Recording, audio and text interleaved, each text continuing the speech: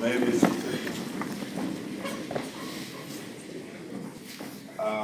Professor Nasiuma and EIU family, my good friend Karen Wakoli, the ELF family, the Ford Foundation team, all our development partners who are present, and leaders from our various counties who are gathered here today. Good afternoon. May I first confess that, as a good brother from Kericho mentioned here, that youth is not forever and it keeps fading. I was one of those people who was a youth once and who was fighting for generational change in our leadership. But joining our young people here, the youth from different counties today, I'm very grateful that he provided a second category for those of us who are not exactly youth, but are youthful at heart.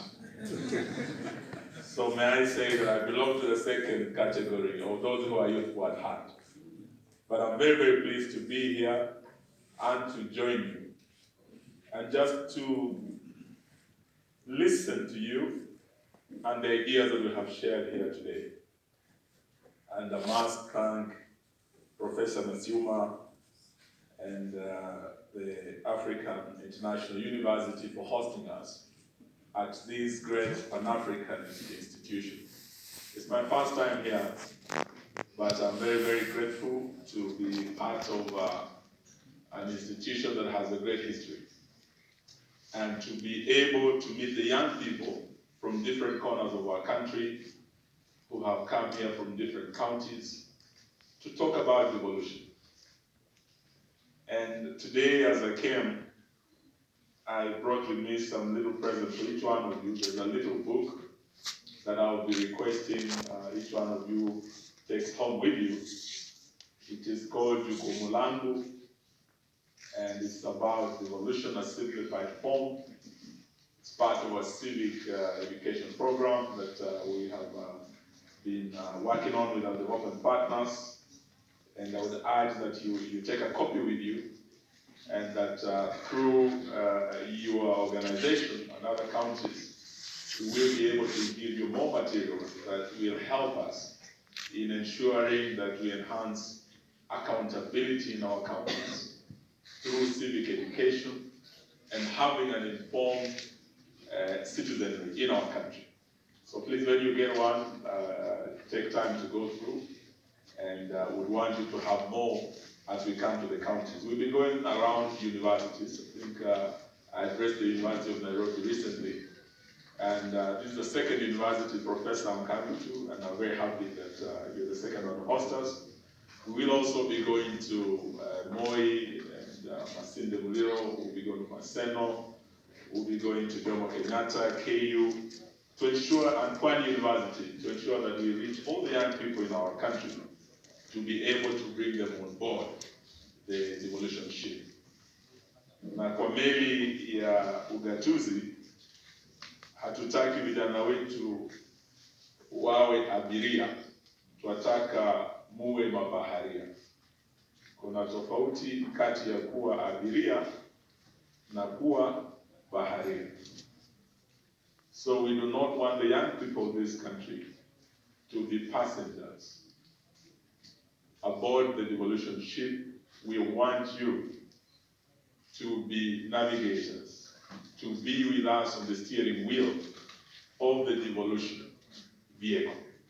And that's why I must appreciate Ford Foundation for teaming up with the ELF team and my friend Karen to give an opportunity to young people to come together, to know their role, and to also go back home to make a difference in the leadership of their counties and in the leadership of our country. And today, meeting at this great Pan-African University, we're also reminded of our great Pan-Africanist leaders. Many of them, when you look at our history, were young people just like yourselves. Of course, they lived in different times. when a few people met somewhere in Berlin and they decided to subdivide Africa, and they started a scramble for Africa somewhere in Berlin. And they were able to divide Africa alongside the colonial borders that we have and to colonize Africa. But also there were young leaders who emerged during that time and who said no to colonization and who fought to free Africa from the colonial shackles. I was listening to Margaret from Ford Foundation speak about the year 1959, when there was a conference of Africans discovering Africa. One of the youngest and most brilliant leaders from our country, Tom Mboya, that year made a great speech. He had traveled abroad and he was interviewed. I'm sure he had gone to attend the conference that Margaret was talking about. And he was interviewed by these Mzungus, and first of all, they were very shocked at how learned Tom Mboya was, how fluent and coherent he was in his speech, in his thinking. And at the time, there had been a conference in Accra, Ghana, and they were asking Mboya what the conference was about, what the intentions were, whether they were going to use violence to fight for freedom. And Mboya said the difference between the conference that we had as Africans was to unite Africa, to free Africa. But the conference that was in Berlin was to divide Africa, to colonize Africa. And Tom Mboya and other young leaders came back home and they fought to make Africa free. We had leaders like Samora Machel. We had leaders like Nyerere, Kwame Nkrumah, Mzee Jomo Kenyatta, Nelson Mandela, Biko. These were all, at the time, very young people just like yourselves. But they had a great vision for their continent and for their countries. And they came out to fight to free Africa. Today, as we speak, a lot of water has gone under the bridge. I think things have changed. This continent that was once looked at as a dark continent, that was poor and full of disease and conflict, today is one continent that is admired across the world.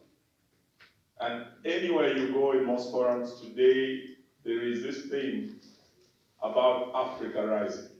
And in all the conferences, people who looked at Africa differently are now looking at Africa positively. And they're saying Africa is rising. And may I say, if Africa is rising, Kenya, your country, is the rising star of Africa. That I want you to know today. All you need to do is just go around and listen to the discourse in all international forums. And among the top 5 countries in Africa, they will mention South Africa, they will mention Kenya, sometimes Nigeria, and they will talk about Cairo. But Kenya remains one of the rising stars of Africa. In East Africa, we have the largest economy, but also we are amongst the fastest growing economies in Africa and in the world. What makes Kenya unique and why Kenya is being celebrated across the world is because of the choices we made in 2010. When we promulgated a new constitution, one of the most progressive constitutions in the world, we earned the respect of the world. And I remember President Uhuru Kenyatta, once he was making a speech about devolution, and he said, few countries in Africa and indeed the world have been able to make such dramatic and such radical changes to their governance system. And fewer still have been able to do it peacefully and without much fuss. Yet Kenya in 2010 was able to do that, and to actually rewrite their entire constitution and change the system of governance from a centralized system to a decentralized system, a devolved system, where power and resources were actually given to the counties. Now, this today, as I sit at the Ministry of Devolution, has become a case study for political scientists across the world. They come to ask us, Kenya, how were you able to do this in just 5 or 6 years?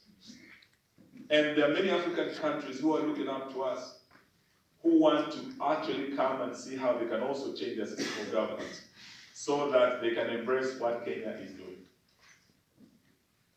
All this is something to celebrate, because those of you who come from the counties know that you can see changes in your own counties. Some counties like Turkana, I know that people used to travel over 300 kilometers all the way to Eldoret Moi Referral Hospital just to get a CT scan.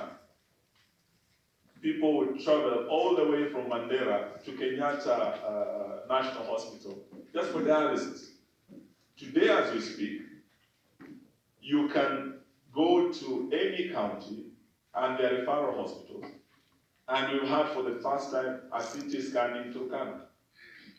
So Kenyans who used to travel hundreds of kilometers at great cost, and mostly at great peril because the roads were not that good, can be able to enjoy the fruits of devolution in their counties because of the choices you made in 2010 to change the system of governance. Today, as we speak for the first time, a place like Wajir, for 50 years, that had never seen a tarmac road.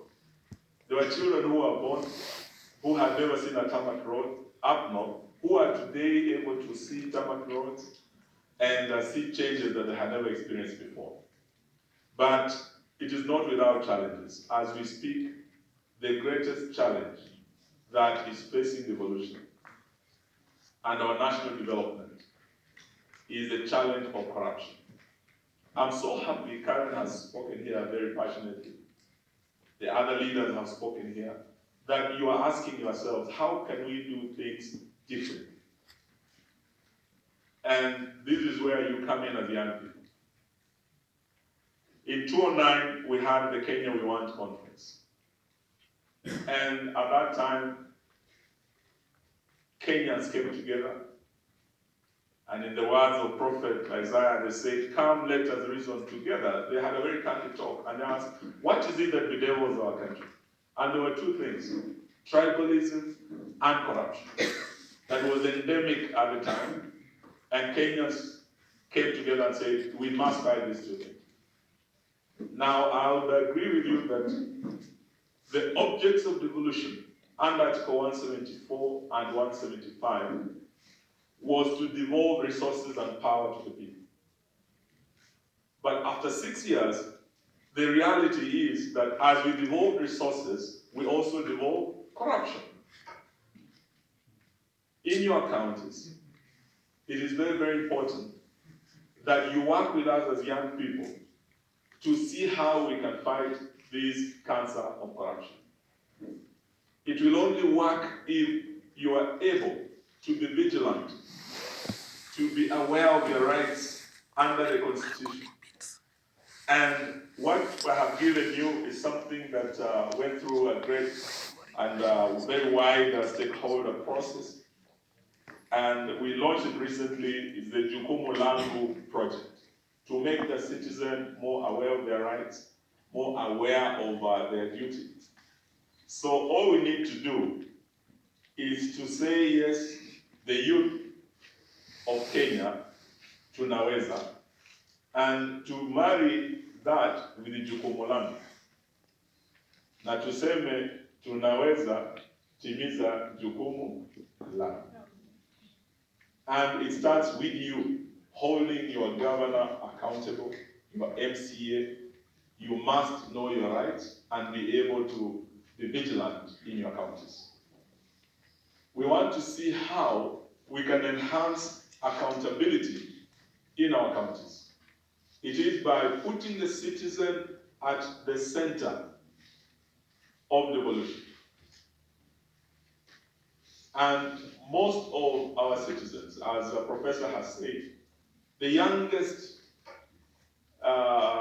populations are actually in Africa. And Kenya has actually the largest youth population. You are talking about almost 70%. The majority of the people in our counties are young people. The majority of the people in our counties are women. So we need to see how we can get the youth and the women at the center of devolution. We must also see how we can enlighten these women and the youth so that they know their rights and they're able to hold their leaders to account.